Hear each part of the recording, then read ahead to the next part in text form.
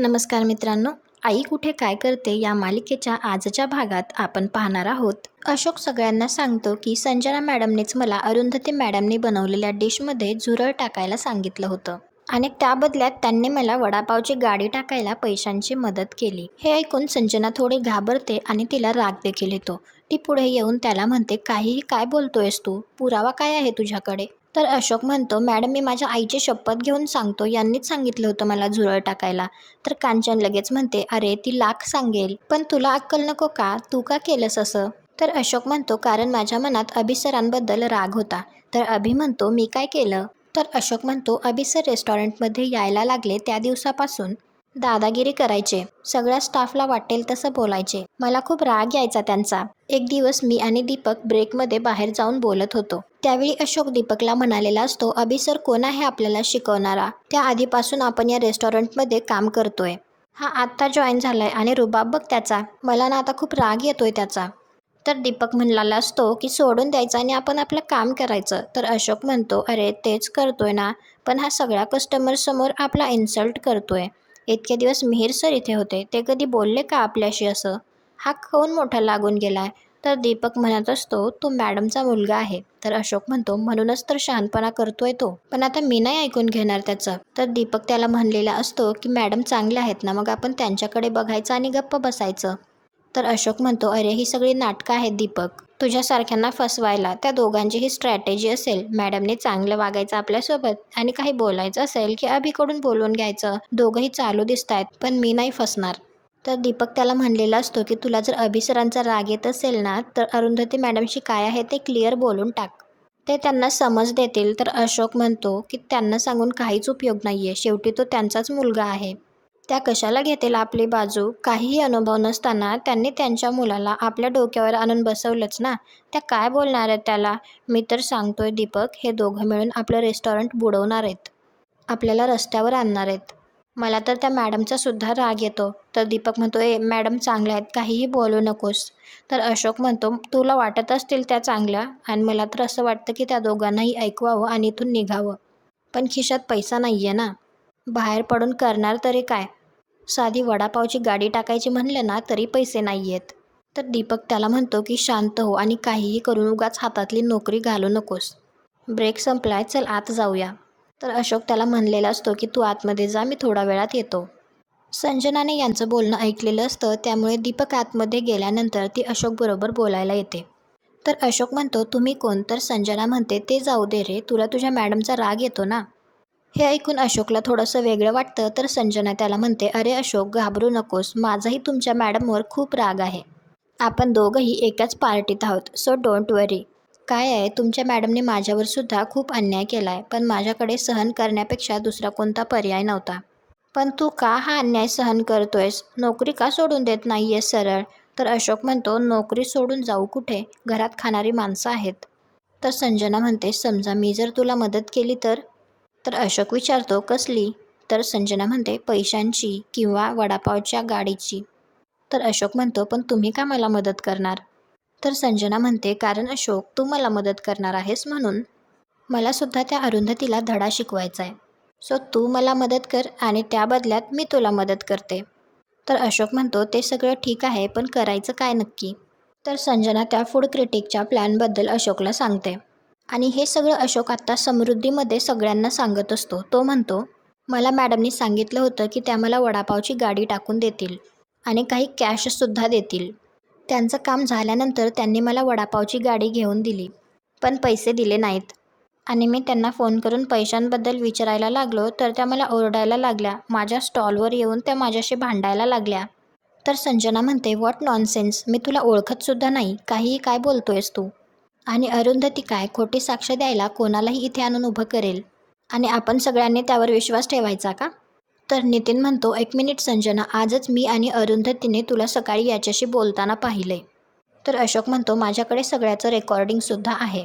संजना मॅडमने मला काय काय सांगितले ना, ते सगळं मी रेकॉर्ड करून ठेवलंय. कारण मी काही त्यांना ओळखत नव्हतो, पण त्यांनी जर माझ्यावरच गेम टाकली तर, म्हणून मी हा पुरावा ठेवलाय.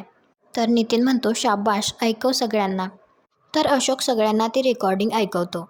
त्यात सगळ्या संजनाने केलेला प्लॅन रेकॉर्ड असतो.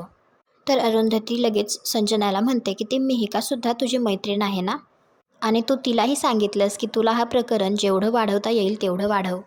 तर कांचन लगेच म्हणते, आता असं बोलू नकोस की ती मिहिका तुझी मैत्रीण नाही आहे म्हणून. ती इथे आली होती आपल्या घरी, मी भेटले ना तिला. तिचं नाव मला आठवत नव्हतं. तर अरुंधती लगेच म्हणते, आणि या सगळ्यात तू अभिचं नावसुद्धा ओढलंस संजना. तुला काहीच वाटत नाही का गं? त्यावेळी अभि अरुंधतीला सांगतो की आई, संजनाने आधी हे सगळं करशील का म्हणून मला विचारलं होतं. मी नाही म्हणालो म्हणून तिने अशोकला गाठलं. तर संजना लगेच म्हणते, हो विचारलं होतं ना. पण घरातल्या बाकी सगळ्यांना सोडून मी तुलाच का विचारलं असेल अभि? एवढा खरेपणाचा आव आणतोयस ना, मग ते सुद्धा सांग. सांग. अभि काही न बोलता शांतपणे उभा असतो. तर संजना लगेच त्याला म्हणते, काय झालं, बोलती बंद झाली का? आणि ती अरुंधतीला म्हणते की हा अभिचा आणि माझाच प्लॅन होता. आम्ही दोघांनी मिळून ठरवलं होतं, म्हणूनच अभि तुझ्या रेस्टॉरंटमध्ये कामाला लागला. तर अभि म्हणतो, नाही आई, ही अर्धसत्य सांगतीये. मी तुझ्याकडे यायला लागलो कारण मला तुला अडकवायचं होतं, हे खरं आहे. पण इतक्या चीप लेवलला जाऊन मला काहीही करायचं नव्हतं. संजनाने जेव्हा मला तिचा प्लॅन सांगितला ना, तेव्हा मी तिला स्पष्ट नकार दिला होता. मला माहिती आहे तुमचा कोणाचाच माझ्यावर विश्वास बसणार नाही. कारण मी याआधी खूप वेळा खोटं बोललोय, खोटं वागलोय. पण आई, तुझी शपथ घेऊन सांगतो, मी इतक्या खालच्या लेवलला उतरलो नव्हतो आणि यापुढेही उतरणार नाही. मला मान्य आहे मी चांगला मुलगा, चांगला नवरा, चांगला बाप नाही होऊ शकलो. पण आई, तू दिलेले संस्कार मी अजून विसरलेलो नाही आहे. आई प्लीज, तू तरी माझ्यावर विश्वास ठेव, प्लीज. तर अरुंधती म्हणते, माझा नेहमीच तुझ्यावर विश्वास होता अभि, आणि मी ठामपणे सगळ्यांना सांगत होते की तू हे केलं नसशील. आणि ती संजनाला म्हणते, तुझ्या या खुनशी स्वभावामुळे तू मिहीरचं किती नुकसान केलंयस तुला माहिती का? अगं, तुझा माझ्यावर राग आहे ना, मग माझ्यावर काढ, इतरांना नको त्रास देऊ प्लीज. तर नितीन म्हणतो, हे बघ संजना, तू जे काही केलंयस ना ते मुकाट्याने कबूल कर, नाहीतर हे प्रकरण खूप पुढे जाईल आणि तुझ्या त्या रिपोर्टर मैत्रिणीला सांगून पेपरमध्ये हे सगळं छापून आणेल. अरुंधतीच्या अगेन्स्ट हे सगळं कोणीतरी मुद्दाम केलंय हे सगळ्यांनाच कळायला हवं. आणि तू जर हे नाही केलंस ना तर तुझ्या नावासकट आम्ही सगळ्यांना हे सांगू. फूड कॉर्पोरेशनच्या लोकांनासुद्धा आम्ही हे इन्फॉर्म करू. मग तुला त्या सगळ्यांच्या समोर या सगळ्याचा खुलासा करावा लागेल. तर अरुंधती म्हणते, संजना, हे सगळं करताना मला अजिबात चांगलं वाटत नाही आहे. वाईटच वाटतंय, पण मला खरंच कळत नाही आहे तुझा एवढा का राग आहे माझ्यावर. का तू सतत मला नेहमी पाण्यात पाहतेस? अगं, मी माझ्या हिमतीवर काहीतरी करू बघत असते आणि तू का मागे खेचतेस मला दरवेळी? तुला खरं सांगू का, मी तुझ्याकडनं हिंमत मिळवली आहे. अनेक गोष्टी मी तुझ्याकडून शिकली आहे. तर संजना म्हणते, ए बास, मला तुझं लेक्चर ऐकायचं नाही आहे. जा, तुला काय करायचं आहे ते कर, जा. मी मिहिकाला असं काहीही लिहायला सांगणार नाही आहे. आणि काय रे अभि, आत्तापर्यंत तुला सगळं पटत होतं माझं. तू स्वतःहून प्लॅनमध्ये इन्व्हॉल्व झालास ना, मग अचानक कशी पलटी मारलीस तू? हो राईट, आता तुझी आई मोठ्या रेस्टॉरंटची ओनर झाली आहे म्हणून का? तुला जर असं वाटत असेल की ती तुझ्यासाठी काहीतरी करेल तर मूर्ख आहेस तू. कारण अरुंधती सेल्फिश आहे. तुझा शिडीसारखा वापर करेल आणि गरज संपल्यानंतर तुला बाजूला करेल, जसं तुझ्या बाबांना केलं. आणि ती अनिरुद्धला सुद्धा म्हणते, तुझ्या मनात अजूनही अरुंधतीबद्दल सॉफ्ट कॉर्नर आहे? तू मला विचारतोयस हे सगळं मी का केलं म्हणून? तर अनिरुद्ध म्हणतो, हो आहे, कारण यात तू फक्त अरुंधतीची इमेज डॅमेज करत नव्हतीस, तर तू माझ्या मुलालाही त्यात खेचत होतीस. आणि ते मला अजिबात पटलेलं नाही आहे. मी तुला आधीच सांगितलं होतं, माझं माझ्या मुलांवर खूप प्रेम आहे आणि त्यांना कोणी काही केलेलं मला खपत नाही. तर संजना म्हणते, माझी मुलं, माझं घर, किती माझं माझं करतोयस, किती मी करतोयस. मग माझं काय आहे इथे? मी कोणीच नाही आहे का तुझी? कधीतरी मला माझी बायको असं म्हणायला आहेस का? तो दर्जा तू कधी देणार आहेस मला? अरे, हे सगळं मी तुझ्यासाठी, आपल्या प्रेमासाठी करत होते. जरा तरी कदर ठेव. आणि काय म्हणालास तू, तुझी मुलं? यात तुझ्या मुलांसाठी तू माझ्याशी भांडतोयस ना, या मुलांसाठी? अरे, ही तुझी मुलं ना, एक नंबरची भित्री आहेत तुझ्यासारखीच. त्यांना हवं तर सगळं आहे, पण ते दुसऱ्यांच्या जीवावर. ॲक्टिवली त्यांना काहीच करायचं नाही आहे. पण तेच जर वाईटपणा घ्यायची वेळ आली ना, तर दुसऱ्यांवर ढकलून मोकळे होतात. तर आप्पा सगळ्यांना म्हणतात, आज घरात कृष्ण जन्म आहे आणि कृष्णाकडे बघून आपण सगळे काय शिकतो? तर अरुंधती म्हणते, शेवटी वाईटावर चांगल्याचा विजय होतोच. त्यात श्रीकृष्णांचा जन्मसुद्धा अंधारात तुरुंगातच झाला होता. पण तरीही त्या इवलूशा बाळाने तिथून बाहेर पडून स्वतःला वाचवण्याचा मार्ग शोधला. तर आप्पा म्हणतात, वासुदेवांनी सुद्धा स्वतःच्या जीवाची पर्वा न करता श्रीकृष्णांना डोक्यावर घेऊन डोह पार केला होता. म्हणजे आपली जर इच्छा असेल ना तर आपल्याला इतरही मदत करतात. अरुंधती, तुझ्याही बाबतीत तेच घडतंय. अगं, तुझ्या मनात अजिबात पाप नाही. म्हणून कितीही अडचणी आल्या ना तरी तू त्यातून बाहेर पडतेस. अगं, कृष्णदेव होते म्हणून त्यांनी चमत्कार दाखवला. आपण तर अतिसामान्य माणसं आहोत, पण आपण प्रयत्न तरी करू शकतो ना. आणि आपले प्रयत्न बघून तो सर्वेश्वरसुद्धा आपल्या पाठीशी कायम उभा राहतो. तर अरुंधती म्हणते, अगदी खरं आहे आप्पा. तर संजना तेथून रागातच तेथून निघून जाते. अरुंधती अशोकला म्हणते, आता तू गेलास तरी चालेल. अशोक घाबरलेला असतो, त्यामुळे तो अरुंधतीला विचारतो, पण मॅडम, आता मला तुम्ही जेलमध्ये नाही ना टाकणार? तर अरुंधती म्हणते, नाही, पण एक लक्षात ठेव अशोक, तू जे वागलास ते अत्यंत चुकीचं होतं. तुझ्यामुळे रेस्टॉरंट बंद पडण्याची वेळ आली होती. कितीतरी जणांच्या नोकऱ्या धोक्यात आल्या होत्या. असो, आता सगळं ठीक होईल अशी आशा आहे. हे बघ, आता तू तुझ्या आयुष्याची नवी सुरुवात करतोयस. जे काही करतोयस ते आता प्रामाणिकपणे आणि सचोटीने कर. तर अशोक म्हणतो, हो मॅडम, आज तुम्ही माझे डोळे उघडलेत. यापुढे मी कधीच कुणाशी असं वागणार नाही. आणि अशोक तेथून जातो. तर नितीन अरुंधतीला म्हणतो, आता तू काही काळजी करू नकोस. यापुढचं सगळं मी पाहतो. तर आप्पा म्हणतात, चला, आजच्या दिवशी सगळ्या गोष्टींचा उलगडा झाला. म्हणजे श्रीकृष्णच पावला म्हणायचा. अनिरुद्ध अरुंधतीला म्हणतो, खरंच मला यातलं काहीच माहिती नव्हतं. संजना असं काहीतरी करेल मला वाटलं नव्हतं. पण तुला जो मानसिक त्रास झाला त्याबद्दल आय एम रिअली सॉरी. तर यश म्हणतो, बाबा, संजना हे सगळं करत होती आणि तुम्हाला यातलं काहीच माहिती नव्हतं, यावर आम्ही विश्वास कसा ठेवायचा? तुम्हाला आईचं सक्सेस बघवत नव्हता हे फॅक्ट आहे. तर कांचन म्हणत असते, यश, तू कोणाशी बोलतोयस? याचं भान आहे का तुला? तर अरुंधती म्हणते, यश बास, हा विषय इथेच बंद करू.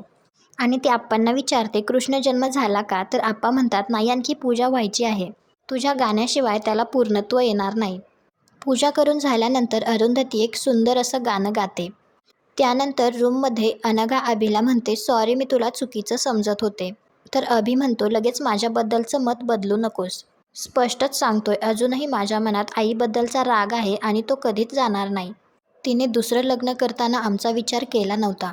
त्याचा राग माझ्या मनात आयुष्यभर असणार आहे, पण म्हणून मी माझी लेवल सोडून कधीच वागणार नाही. तर अनघा म्हणते, म्हणून मला तुझं कौतुक वाटतंय. अभि, एखाद्या माणसाबद्दल आपल्या मनात राग असणं मी समजू शकते आणि तो व्यक्त करण्याच्या अनेक पद्धती आहेत. पण संजनाताई कायम आपली डिग्निटी सोडून वागत असतात. त्या कोणत्याही थराला जाऊ शकतात.